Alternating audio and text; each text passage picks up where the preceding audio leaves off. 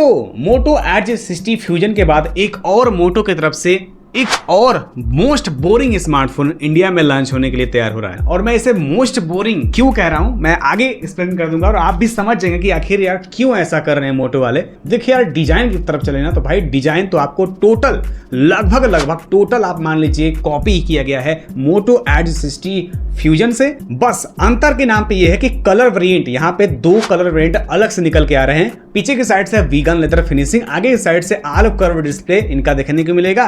Frame आपको जो है प्लास्टिक का देखने को मिलेगा और डॉल्बी एटमॉस सपोर्ट के साथ ड्यूअल स्टूडियो स्पीकर देखने को मिलेगा। ड्यूअल नैनो सिम स्लॉट ज्यादा चांस बन रहा है, हो सकता है कि हाइब्रिड भी मिल जाए। और इसके अलावा अंडर डिस्प्ले फिंगरप्रिंट स्कैनर, ना कि आईआर सेंसर, ना कि वो 3.5 mm वाला जैक होल, ऐसा कुछ नहीं होने वाला है। तो मेरे हिसाब से डिजाइन वाइज तो आप खुद तय कर लेंगे कि भाई सच में मैं कहूंगा मीम लगा दो यार, ये का बवासीर बना दिए हो। वैसे मैं सारी चीजें डिस्कस करूंगा ना तो आप प्राइस भी कैलकुलेट करते चलिए कि आखिर मोटो की तरफ से इसका प्राइस कितना हो सकता है। डिस्प्ले की जो प्रॉपर्टीज, वैसे मेरे हिसाब से डिस्प्ले की जो प्रॉपर्टीज वो काफ़ी अच्छा देते हैं, मतलब मैं यहाँ पे कहूँगा थम्स अप है। क्योंकि यार 6.77 इंचेस का एक 10 बिट पी ओलेड डिस्प्ले जो कि एक 1.5K resolution 120 hertz refresh rate यहाँ पे निकल के आ रहा है। तो जो डिस्प्ले की जो प्रॉपर्टीज है ना वो तालमेल कहीं ना कहीं बिठा रही है भाई मोटो एज 60 फ्यूजन से। लेकिन जो है प्रॉपर्टीज मेरे हिसाब से थम्स अप है, काफ़ी अच्छा यहाँ पे प्रॉपर्टीज दे रहे हैं ये लोग प्राइस पॉइंट के हिसाब से। और रही बात यहाँ पे जो है प्रोसेसर को लेकर, देखो यहाँ पे परफॉर्मेंस की बात की जाए तो कुछ अभी क्लियर नहीं है। डायमेंसिटी 7400 चिपसेट आपको एज 60 फ्यूजन में देखने को मिल रहा था। और रही बात यहाँ पे तो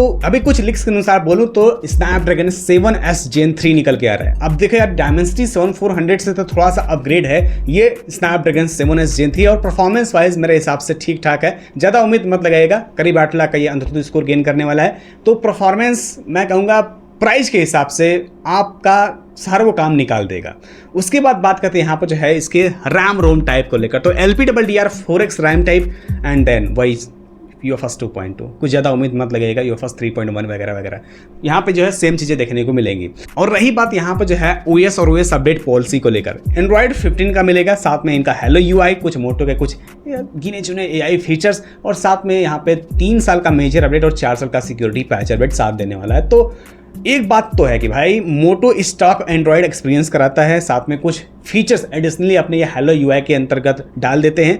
लेकिन जो भी है ना भाई एकदम लिमिट में ही आपको फीचर्स देखने को मिलते हैं। और बहुत सारे मैंने रिव्यू देखे यार, इनका जो UI है ना वो बहुत ही बोरिंग है। मतलब इनके डिजाइन तो बोरिंग है ही, साथ में इनका UI भी काफ़ी ज़्यादा बोरिंग है।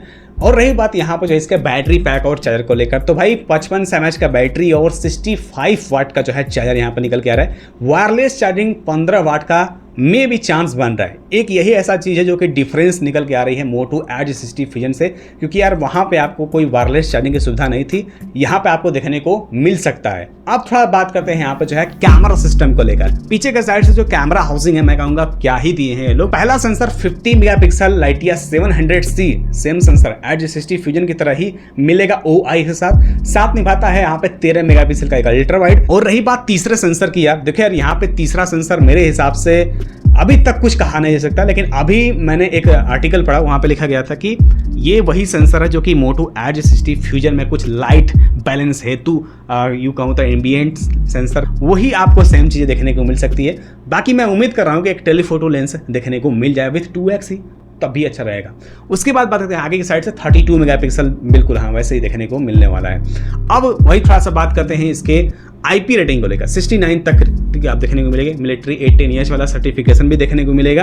तो ये कुछ इस प्रकार सा, मतलब कुछ इस ढंग का देखने को मिल सकता है, वो है मोटो एज 60 5G स्मार्टफोन। अब क्यों ना कहें हम इसे बोरिंग भाई, मतलब आप ही देखिए, चाहे इसका डिजाइन हो, चाहे इसका कैमरा सिस्टम हो, चाहे इसका बैटरी बैकअप और चार्जर का जो सिस्टम है, वो सारी चीज़ें यार, मतलब पिछले वाले सीरीज में ये लोग ऐसा किए थे, डिजाइन से लेके वो सारी चीज़ें, अब की बार भी वही सारी चीज़ें देखने को मिलेगा। और इस पार्टिकुलर फ़ोन में भी वही सारी चीज़ें निकल के आ रही हैं। तो थोड़ा सा मुझे बोरिंग है स्मार्टफोन लगता है। बाकी टेलीफोटो अगर मिल जाता है, वो तीसरा सेंसर याद है ना, वो अगर आप थोड़ा सा चेंज कर दें ये लोग ना, मैं कहूँगा अच्छा हो जाएगा। बाकी जो प्राइस पॉइंट है आप बताइए कितना हो सकता है इसका प्राइस। वैसे मोटो एज 60 फ्यूजन 21-22 में रहता है, तो इसका ज़रा सा महंगा हो सकता है, अराउंड 25 तक जा सकता है। अगर 25 में रही बात, यही सारे प्रॉपर्टीज लेकर आते हैं, तो मैं तो कहूँगा सीधे ही नहीं बाबा, नहीं चाहिए। बहुत तगड़े तगड़े स्मार्टफोन हैं इस प्राइस सेगमेंट में। तो पूरी जानकारी मेरे हिसाब से हो चुकी है, जो भी इस बारे में, इस फ़ोन के बारे में निकल के आई है अभी तक आपके सामने मैंने पेश किया। कैसा लगा वीडियो, चैनल सब्सक्राइब कीजिएगा, बेल आइकन दबा के। तब तक के लिए जय हिंद, जय भारत, साइनिंग आउट।